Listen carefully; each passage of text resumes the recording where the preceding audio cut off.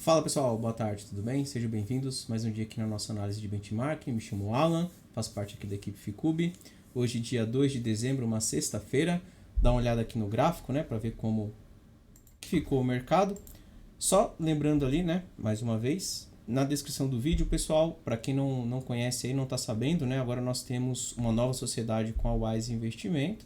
Então, a Wise Investimento, o maior escritório de investimento do Brasil, né, tem um portfólio ali de serviços, né, relacionados à área de investimento. Então, para quem quer diversificar um pouco mais aí os seus investimentos, entra no link que está na descrição, coloca o nome completo, coloca ali o e-mail e a senha, coloca o nome, e-mail e o telefone, que aí um especialista da Wise entrará em contato ali para oferecer o melhor serviço de investimento de acordo com o seu perfil, tá ok? Voltando aqui para o gráfico. Bem, pessoal, o Ibov continua lateral, tá? Só que ele está testando ali, né, aquela região dos topinhos anteriores do curto prazo, né? Então eu tinha chamado a atenção aqui que se ele rompesse essa região do 112, ele poderia voltar aqui próximo do 114, né? Que foi onde ele deixou esse pavio aqui, né? 114,300, ele não chegou lá, mas já está próximo ali, tá? Então ficar de olho porque assim, aqui é um ponto importante, né? No curto prazo. Se ele começar a falhar por aqui, ainda tem chance de voltar para testar de novo o 107. Agora, se ele começar a fechar acima aí dessa região de 114, aí eu já começo a ver ele voltando pelo menos aqui para testar 117, quem sabe lá o 119, tá? Então vamos ficar de olho, ele chegou ali próximo do 114 ali, já está começando a ter uma reação, né? Apesar de que ainda tem no curtíssimo prazo aqui no gráfico de 2 horas um padrãozinho, né, que ele está formando de topos e fundos ascendentes, então pode ser que ele ainda continue para pelo menos ali testar mais uma vez essa região. Se romper, aí pode fazer algo parecido com isso. Se por um acaso ele for para testar o topo e falha, aí eu já começo a ver isso daqui, tá ok? Então vamos acompanhando aí para ver o que o Ibovespa, né, vai fazer nos próximos dias. Por enquanto, numa região importante aí, vale a pena ficar de olho para ver como ele vai se comportar. Gráfico do dólar, WDO FUT, gráfico diário. Bem, gráfico do dólar, chegou naquele primeiro alvo que a gente havia comentado, que era a linha azul, né, no gráfico de 2 horas aqui. Chegou na segunda linha vermelha e fez um movimento de repique, né? Então isso aqui foi um movimento de repique depois de ter chegado no novo fundo. Qual que é a ideia aqui? Que ele volte para testar fundo, tá? E aí, se ele perder esse fundo, pessoal, vejo ele voltando para testar novamente essa região dos 5.100, tá ok? Então, ficar de olho aí, principalmente quando o dólar voltar para testar esse fundo, né? Caso não faça novo fundo, aí eu entendo que ele pode voltar aqui para testar as resistências pelas mínimas, 72, 34... Então seria um ponto ali que daria para ficar de olho. E também pelo gráfico de 2 horas, dá até para traçar uma linha de tendência aqui, agora pegando esses dois últimos topos, né?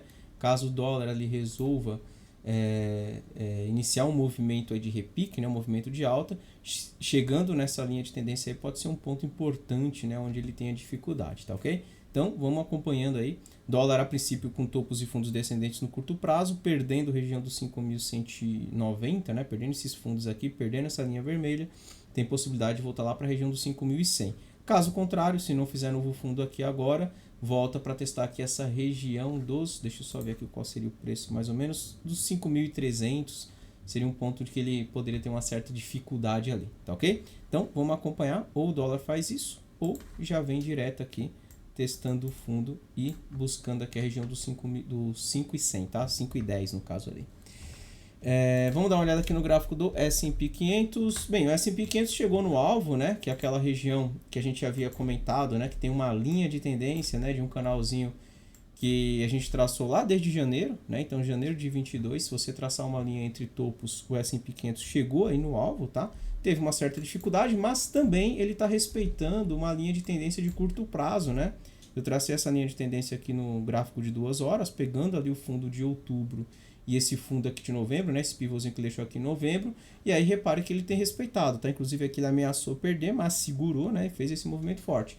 Então, por enquanto ele estiver acima dessa linha de tendência, ainda vejo que existe uma possibilidade sim do S&P 500 continuar subindo, né? Com topos e fundos ascendentes.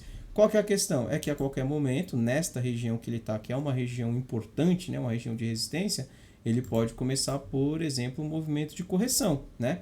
E aí, supondo que o S&P 500 comece a corrigir por aqui, não seria nada anormal, né? Ele voltar, por exemplo, para 50% dessa pernada aí de alta que ele fez, né? Algo em torno ali dos 3.800, 3.850, para depois, caso ele realmente inicie um movimento ali para romper esse canal de alta, ele tentar lançar uma onda 3 para cima, né? Então, é o que eu ficaria de olho no S&P 500. Então, no ponto que o S&P 500 está, acho que é difícil ali, né, para pensar em compras, porque já está bem esticado em uma região de resistência, mas para quem está comprado, né, mantendo esse padrão de topos e fundos ascendentes, eu acho que a ideia é ir segurando até o momento que a gente identifica que ele está perdendo aí esse padrão de topos e fundos ascendentes no curto prazo, tá ok?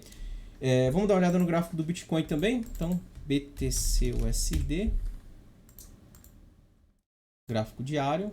Bem, ontem a gente chamou a atenção que o Bitcoin chegou ali na região dos 17.100, né, 17.200, que é uma região que eu tinha traçado uma linha horizontal por se tratar aqui de uma região de topos aqui anteriores, tá? Então peguei esse topinho aqui na região dos 17.200.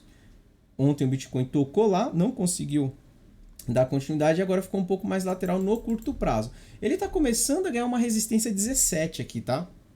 Ficar de olho, porque essa resistência 17 pode mandar o preço, por exemplo, nessa mínima 72, né? Repara que ele ficou roxinho aqui em cima e roxinho aqui embaixo. Mas ainda vejo que tem chance sim de o Bitcoin receber mais um teste desse topo, na região dos 17.200. E aí, se ele falhar por aqui, eu entendo que o mais natural vai ser o Bitcoin iniciar um movimento de correção. E aí, quando ele chega na região de retração dessa última pernada de alta, a gente tem que observar para ver se ele vai segurar e retomar esse movimento de alta, ou se ele vai falhar, né, na tentativa de voltar lá para os 17.200 e voltar para testar inclusive esses fundos aqui dos 15.500, tá? Ainda vejo o Bitcoin um pouco mais lateral, tá, pessoal? Eu vou até traçar aqui, vou fazer o seguinte, deixa eu apagar esses desenhos todos aqui do Bitcoin e eu vou traçar aqui, ó, uma faixa vermelha, que seria um ponto que eu entendo ser de resistência, e aqui embaixo uma região de suporte, tá? É claro, chegou lá no suporte, eu vou comprar? Não, vou esperar para ver o que acontece, porque pelo gráfico diário ainda tenho assim, a expectativa de que esse Bitcoin pode sim renovar fundo, tá? Então, olhando esse gráfico diário, eu tenho a impressão que ele ainda pode continuar esse movimento de queda, né? Então, só ficar de olho caso ele venha a perder ali. Então, no ponto que o Bitcoin está agora, eu entendo ser um ponto de maior dificuldade, maior resistência. Então, tem um pouco mais de cautela aí se alguém estiver pensando em compra nesta região, tá ok? Gráfico do Ethereum USD, ou ETH-USD. Também deixa eu dar uma limpada aqui nesse gráfico, né? Tem bastante coisa ali. Bem, a primeira coisa, primeiro ponto aí, né? A gente observou que Ethereum chegou na retração de 38%, tá? E aí, desde então, ele deu uma consolidada no curto prazo aí nesta região. Então, ele tocou aí os 38%, 1.300. Pelo gráfico de 2 horas, essa região de 1.300 também é uma região de topinhos anteriores, né? Se você pegar aqui e dar um zoom out, você consegue ver, ó, que é uma região de topos anteriores, tá? Então, também considero uma região de resistência importante, onde se ele falhar por aqui, ele pode voltar para a faixa de suporte, faixa verde aqui embaixo, tá? Então, vamos ficar de olho, porque Ethereum está no ponto aí que, ao meu ver, se ele começar a engasgar, pode iniciar um movimento de correção.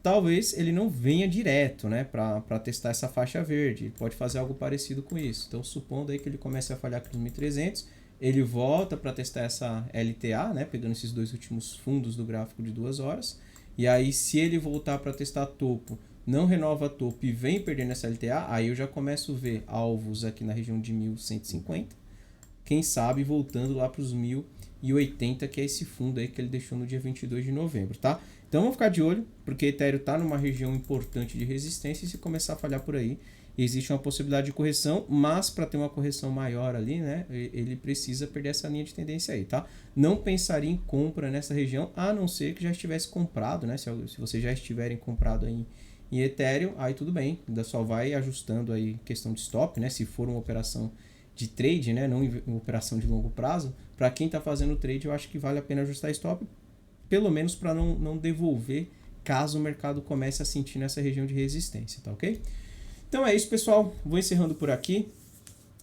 Desejei para todo mundo um bom final de sexta-feira, um excelente final de semana.